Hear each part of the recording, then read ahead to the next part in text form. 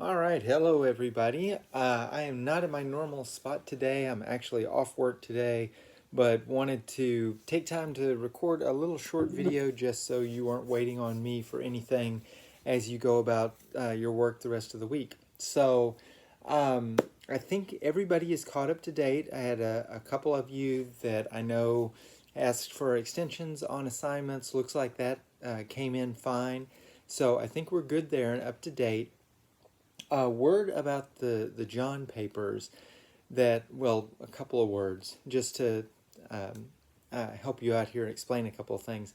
One, if any of you got a notification or saw a very low grade, like a 50% or D minus type grade in it, sorry about that.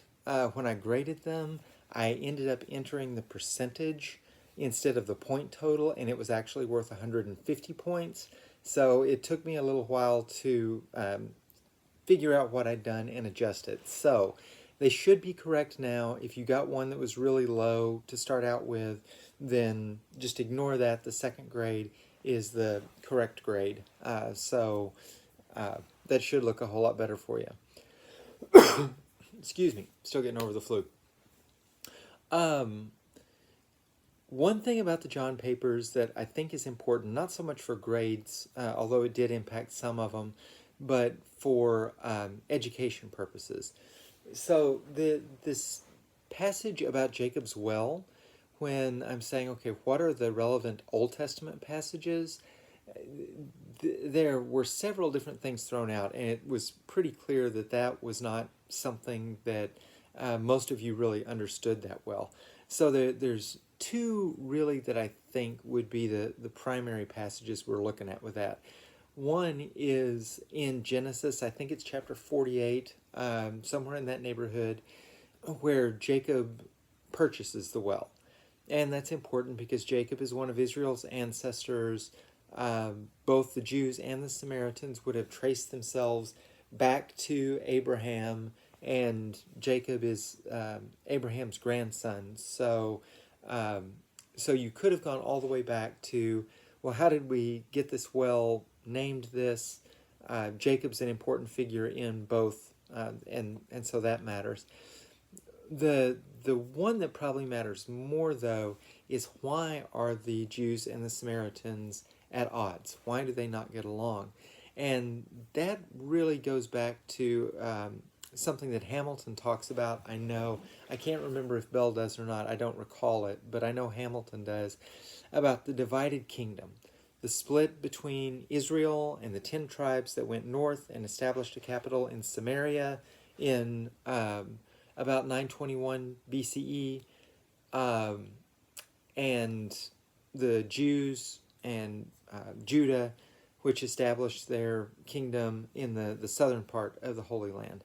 So these two nations actually started as one. The 12 tribes of Israel were one nation, but then they fractured during the civil war after Solomon's death, and so you end up with Israel in the north and Judah in the south.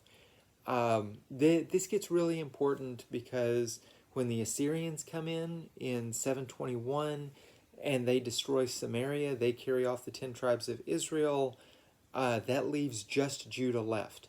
And Judah says, well, we must be God's favorite because God left us and spared us, and yet the armies destroyed Samaria. And then 150 years later or so, the Babylonians come in and destroy Jerusalem, and they stop and think, oh, wait, maybe we got that wrong. So the history of the split goes all the way back there. And even in Jesus' time, the effects of that split, the impact of that civil war that put Samaria in the north and Judah in the south, were still there. So culturally speaking, a good Jew would not have walked through Samaria.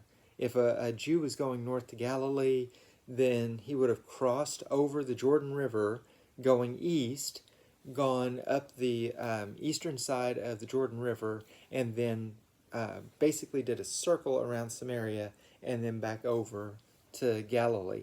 Jesus doesn't do that. He just goes straight through up Samaria, which is a more direct route, but also takes you through more or less enemy territory. So when we're looking at those passages, going back that far, is those Old Testament passages. Those are the two that are probably the most important for us to understand.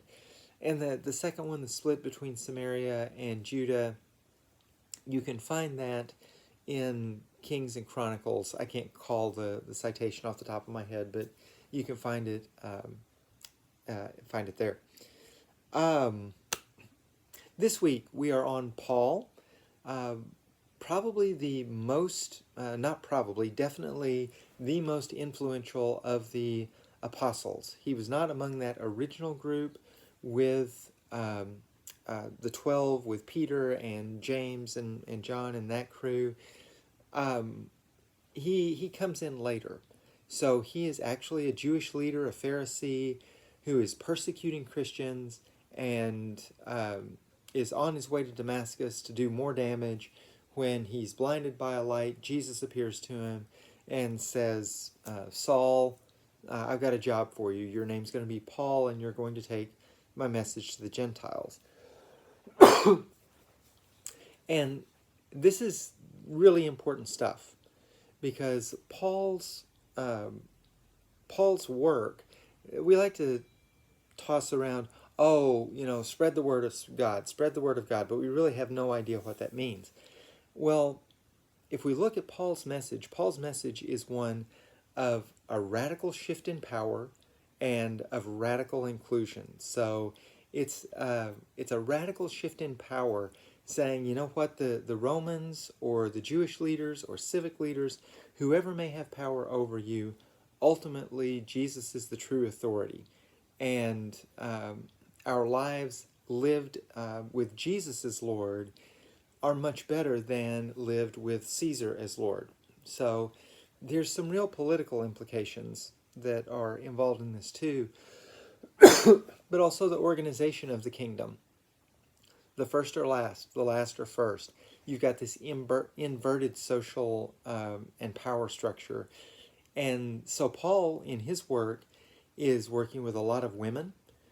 He's working with a lot of Gentiles. He is preaching this message that Jesus came for everybody. And you have this radical inclusion of non-Jews, okay, which is a big deal. This is one of the biggest, probably the biggest conflict in the early church between Jews and Gentiles. How Jewish do you have to be in order to be a Christian? And Paul's answer is you don't. That Jesus came to include everybody regardless of the tribe that they were born into. So Paul's message is a radical message. And the work that he does, especially using women, not using women, but partnering with women as his ministry colleagues, is a radical step for the day also. So when you read the Gary Wills text, that's really going to come out to you. His book is not the only way to read Paul. There's a lot of disagreement. Paul is a hard character to nail down, but that's a pretty short book that I think has some really interesting insights that are helpful as we try to figure out who Paul is and why he matters. I think that's it. You've got a paper and a discussion post that are due on Monday. And then after that, we've got 1 week. We'll have a final exam that'll be much like the midterm exam we did a couple weeks ago. Everybody did fine on that. I'm not particularly worried about that one. But as we kind of hit this home stretch, any way I can help, let me know. Finish strong, do your reading, watch your videos, keep up with the class, and hopefully you'll learn something along the way. Thanks, everyone. Have a great week.